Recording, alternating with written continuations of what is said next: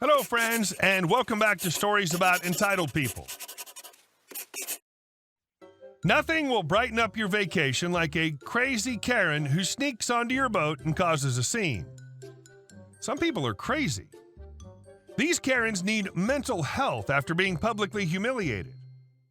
So don't forget to subscribe to our channel if you're new here and turn on notifications so you don't miss a new video every single day. Here we go. The toothpick that broke the camel's back.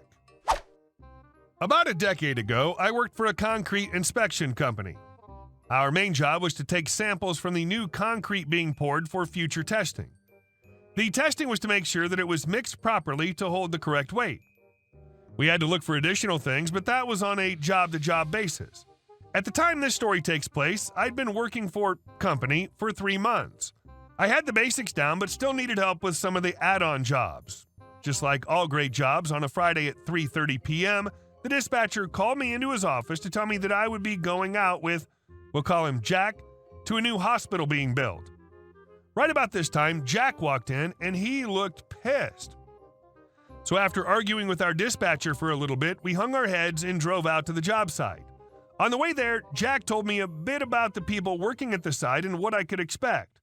I was told that everyone was pretty relaxed except for the superintendent, Steve, who was the biggest jackwagon Jack had ever seen. I also found out that we would be doing a blueprint verification. This is where we review the blueprint to make sure the concrete's being poured in the right location and any requirements added beyond the standard. We get to the job site, park, and get to the tent where the Steve is at. He takes one look at me and starts laughing. At the time, I looked like a toothpick. I was half the size of the other men working at the site. This led to many jokes and jeers being tossed my way. Anyway, he was laughing and literally threw the blueprints at me. Oh, did I mention he was a jackwagon? We reviewed the blueprints, thanked him for his time, trying to stay professional even though he really didn't deserve it, and went back to our truck. This is where it all gets going for real. I had left something on the toolbox of the truck, and without thinking anything about it, just opened the door and stepped 1 foot out of the truck, turned and got the item. No hard hat, no safety vest, just a 4-second retrieval of what I needed. Holy crap, it was like I ran under a piece of heavy machinery. Steve was at the truck, pounding on the window faster than lightning. After rolling down the window, the conversation went like this. Steve: "Who the hell do you think you are?" Me: "OP?" Steve: "I meant, why in the F are you on my job site with no hard hat?" Me: "It was just a quick in and out. There's no equipment running at the moment. We're waiting on the concrete." Steve: "Like I give a crap, you little pea. Get out of that truck one more time without a hard hat and you're fired." Me: "I don't work for you, so go ahead and try." Steve: "Just do your effing job correctly. Wear your damn hard hat." And he storms off. Well, I did just that. I waited until the corporate truck got to the job site and everything was ready for the pour. At the time, I told the Steve that Jack and I had a question about the blueprint. At the section where we were going to pour, the blueprint stated no earth form pours. This means they can't just dig a hole and pour concrete, but have to form it up with wood or other materials. The pour they were doing was a support for a load-bearing column, and you guessed it, it wasn't formed up. We had no authority to shut the site down, only to write a report and send it to our bosses. They would then talk about the reports with the project manager.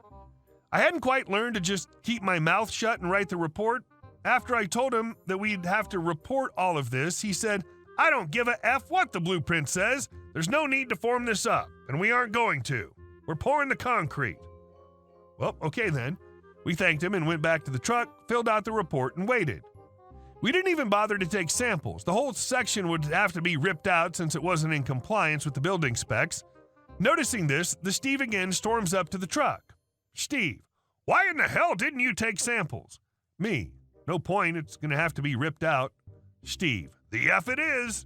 Me: "It wasn't up to specs and my report will reflect that." Steve: "Well, change your damn report. No one will ever know it was earth-formed." Me: "Yeah, I have pictures. You may be okay with a hospital collapse being on your conscience, but I'm not. Plus, I'm just trying to do my job as you asked." And I roll my window up. Jack and I sent our report in and moved on with our jobs. 2 weeks later, the dispatcher sends me back out to the same job site and had a huge smile on his face but refused to give me any heads up to what was going on. I was dreading going back to the site. Once there, I was met by a different superintendent. That was a pleasant surprise.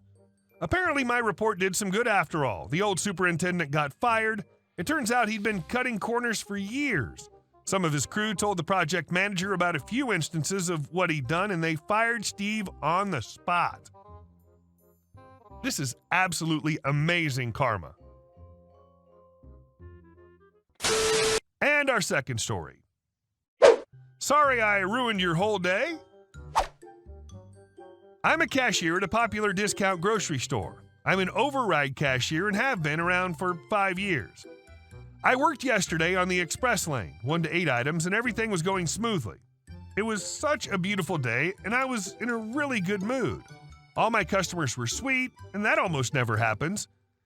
In the last hour of my shift, I served a very cranky lady, VCL, during a very, very busy period at the grocery store. Being on express, my line is the longest, and I have to move quickly. Me. Hi, would you like a bag today? VCL holds out a handful of money. Me. Okay, that's $9.15 today, please. Customers do this all the time. They can't be bothered to count out the money, and I really don't mind since I'm pretty quick at it. She has a 10 and some change that will not add up to the $9.15 on its own, so I take the 10 and 15 and count it back to her. Wait, then put it in my till and give her the dollar back. She waits until I'm done to start yelling at me. VCL. That's not how I wanted to pay. I was a bit shocked at first, since she was staring me down, almost didn't know what to say since she was holding the money in my face and never said a word. Me. Oh, how did you want to pay? VCL. I wanted you to get a $5 bill. I have more change I want to get rid of. Me. Well, I can still do that if you like. I just took what you handed me.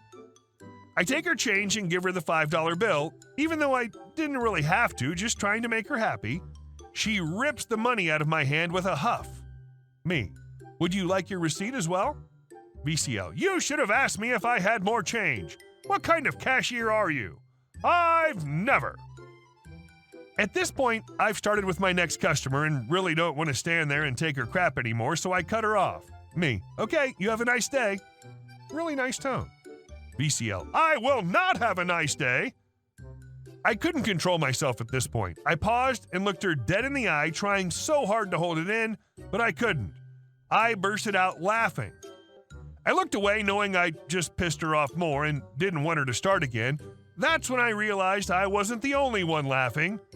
My current customer and a couple others in the line were in stitches. By the time I looked back up, she was already walking out of the store, still complaining to herself.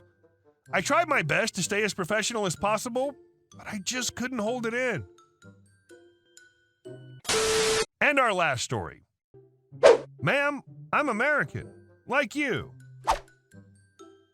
2 years ago, we bought the boat of our dreams during this whole crazy experience the world's been going through, with restrictions and cases finally dropping to a level that isn't absolutely bonkers. We decided to go on our first long-distance journey, leaving from the east coast of America and heading for the west coast. We're planning to be gone for about 90 days. This morning we woke up in gorgeous San Marino, Mexico, and everything I remember from my youth about that San Ysidro sun was just the beginning of this stunning place. I quickly hit the galley and made some Italian-inspired breakfast burritos using this lovely habanero marinara sauce my partner found on our journeys, some chicken, pepperoni, eggs, and onions. Using 3 burrito-sized tortillas, I was able to fashion this monster together as I grab a fresh beer to start the day as we're docked here until tomorrow. Woo! I tell you about my delicious breakfast burrito because it's a main character in our story today. I stumble up to the main deck with my goodies and our pups in tow. They've got a good 30 by 20 patch of turf to do their business up here.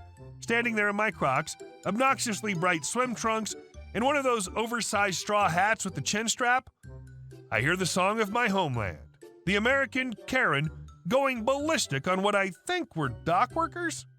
As I said, hangover. I'm not too sure as my Spanish isn't the best. Hopping onto the dock, I spot her in all her glory, matching me in stature as a 6'3", 260-pound man with a beard past his nips and This sends my childish brain right into wallflower mode, as nothing's better with a sloppy burrito than people watching. Karen is screaming at the two men on the dock about a boat. Not mine, but clearly privately owned and not some kind of rental. Karen's demanding they provide the ship to her for the day and is swinging around a fistful of bills. Our Mexican friends are doing their best to communicate to her that they have nothing to do with the boat. Again, I'm assuming as she's screaming and stomping as she gestures towards it, and they're awkwardly shrugging and attempting to avoid her. Then it happens. I've been spotted. I attempt to slink back under the deck, but alas, as I turn around to seal the cabin, I see the final boss, Karen, making a beeline for me with what can only be described as the "I'm going to get the manager to do what I say" expression. Having two very large and protective dogs, I bite the bullet and step back onto the deck. Karen: "Sir, why don't your workers speak English? How are they supposed to do their job if they don't speak English?" After a stunned pause, I respond with, "Well, ma'am, we're in Mexico. The primary language here is Spanish. And they're not my workers, as I don't work here. Please get off my boat." Going from 0 to 100, Karen launches into a tirade about how it's bullcrap and they need to speak English, and I need to get that random person's boat ready for her before her husband arrives with their kids. Add in plenty more racism. Finally cutting her off, I yell, "Hey, B, I don't work here, or even in this country. Kindly get the F off my boat."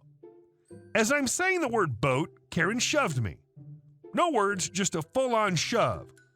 I did end up going overboard, but the sight I saw on the dock when I came back to dry land was glorious. You see, in my journey over the starboard bow of my boat, I did manage to throw the about 70% of burrito I still had in my hand that's stuffed full of habanero sauce at Karen, hitting her in the neck. Apparently, it exploded everywhere, and Karen was covered from her cheeks to her midsection, even seeping through the bikini top she was wearing. Surprisingly, after she was done screaming about the heat, she simply sat down and started crying. I'm back below deck now with a fresh burrito and another beer. Wonder if I'm going to go for another swim when her husband shows up. Our Mexican friends did manage to hightail it while Karen was all peppered up though, so all ended well. Hey guys, thank you all for watching the video. I'll see you in the next one.